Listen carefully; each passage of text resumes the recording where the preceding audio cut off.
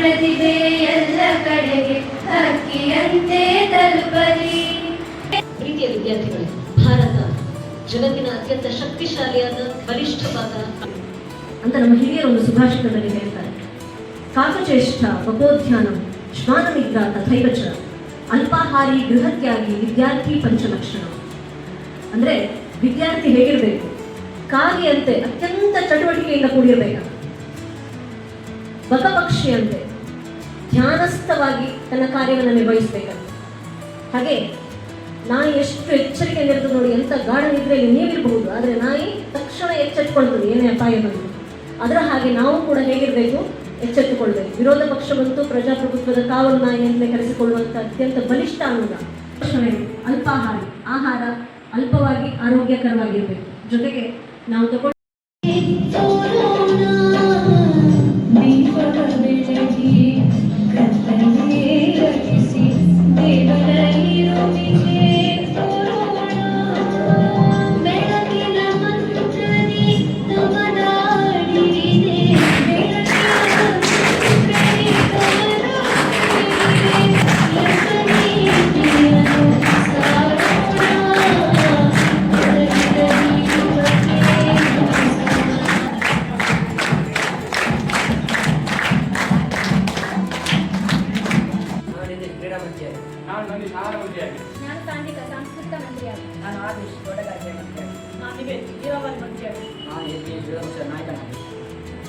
ನನ್ನ ಕರ್ತವ್ಯಗಳನ್ನು ಪ್ರಾಮಾಣಿಕವಾಗಿ ಮತ್ತು ಜವಾಬ್ದಾರಿಯುತವಾಗಿ ನಿರ್ವಹಿಸುತ್ತೇನೆ.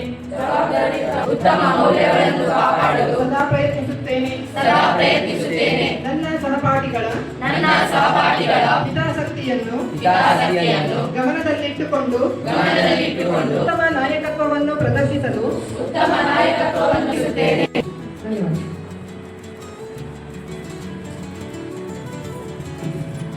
ಈಗ ನಮ್ಮ ಜಿತ ಮುಖ್ಯ ಅತಿಥಿಗಳತ್ತ. ನಾನು 36 ವರ್ಷಗಳ ಹಿಂದೆ ಏನನ್ನು ಕಳಕೊಂಡಿದ್ದೇನೋ, ಏನನ್ನು ಗಳಿಸಬಹುದಾಗಿತ್ತು, ಅದು ಸರಿಯಾಗಿ ಸಿಕ್ಕಿದರೆ ನಾನು ಇನ್ನೆಲ್ಲಿ ಹೋಗುವಾಗಿತ್ತಾಗಿತ್ತು. ಆ ಮಾರ್ಗವನ್ನೆಲ್ಲ ನಾನು ನೋಡಿ ಒಂದು ಚಿತ್ರಣ ಕೊಡುವಾಗ ಅಯ್ಯೋ, ನಿಜವಾಗಿ ಇವರ ಬಗ್ಗೆ ನಾನು ಆಶೀರ್ವಾದ ಮಾಡೋದಲ್ಲ, ನಾನು ಇವರನ್ನು ನಂಜು ಮಾಡಬೇಕು, ಇವರ ಹೊಟ್ಟೆ ಕಿಚ್ಚು ಪಡಬೇಕು ಅಂತ ಆಗ್ತಾ ಇದೆ ನಿಮ್ಮನ್ನು ನೋಡಿದಾಗ. ಆ ರೀತಿಯ ಒಂದು ಅದ್ಭುತವಾದ ವಾತಾವರಣದಲ್ಲಿ ನೀವು ಕುಡಿಯುತ್ತಿರುವತ್ತು ಮಾರ್ಗದರ್ಶನ, ಎಲ್ಲ ರೀತಿಯ ಮಾರ್ಗದರ್ಶನ, ಯಾವುದು ಭೌತಿಕ, ದೈಹಿಕ, ಮೌಲಿಕ, ಸಾಂಸ್ಕೃತಿಕ, ಆರೋಗ್ಯ, ಆಹಾರಕ್ಕೆ ಸಂಬಂಧಪಟ್ಟದ್ದು, ಬೇರೆ ಯಾವುದು ಪ್ರಜಾಪ್ರಭುತ್ವಕ್ಕೆ ಸಂಬಂಧಪಟ್ಟ ಮೌಲ್ಯಗಳಿರ್ಬೋದು, ಇವುಗಳನ್ನೆಲ್ಲ ತಿಳಿದುಕೊಳ್ಳುವಂತಹ, ಮೈಗೂಡಿಸಿಕೊಳ್ಳಬಹುದಾದಂತಹ ಒಂದು ಒಳ್ಳೆಯ ರೀತಿಯ ಒಂದು ತಂದೆ ತಾಯಿಯ ರೀತಿಯಲ್ಲಿ ನಿಂತು ಮಾರ್ಗದರ್ಶನ ಮಾಡುವಂತಹ ಈ ರೀತಿಯ ಶಿಕ್ಷಕ ವೃಂದದೊಟ್ಟಿಗೆ ಸೇರಿಕೊಂಡು ಇರುವಂತಹ ಒಂದು ಮಹತ್ತಾದ ಒಂದು ಯೋಗ ಭಾಗ್ಯದಲ್ಲಿ ನೀವೆಲ್ಲ ಇದ್ದೀರಿ ಇವತ್ತು.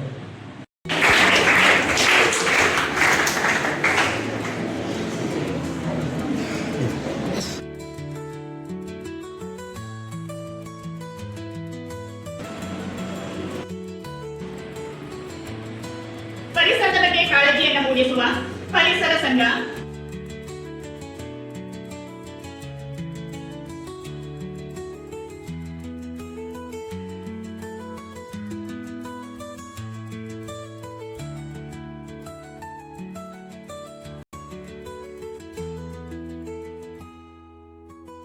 ನಿಮ್ಗೆಲ್ಲರಿಗೂ ಗೊತ್ತಿದೆ, ಇದೊಂದು ಹೈಸ್ಕೂಲ್ ಜೀವನ ಎಂಬುದು ಒಂದು ಅಮೂಲ್ಯವಾದ ಒಂದು ಸಮಯ. ಇದರಲ್ಲಿ ನಿಮಗೆ ಕಲೀಲಿಕ್ಕೆ ತುಂಬ ಅವಕಾಶಗಳು ಸಿಗ್ತದೆ. ಸೊ ನಾವು ಈ ಸಂದರ್ಭದಲ್ಲಿ ಸಿಕ್ಕ ಅವಕಾಶಗಳನ್ನೆಲ್ಲ ಬಳಸಿಕೊಂಡ್ರೆ ನಮಗೆ ಮುಂದೆ ಜೀವನದಲ್ಲಿ ಯಾವ ಕ್ಷೇತ್ರವನ್ನು ಆರಿಸ್ಬೋದು ಎಂಬ ಒಂದು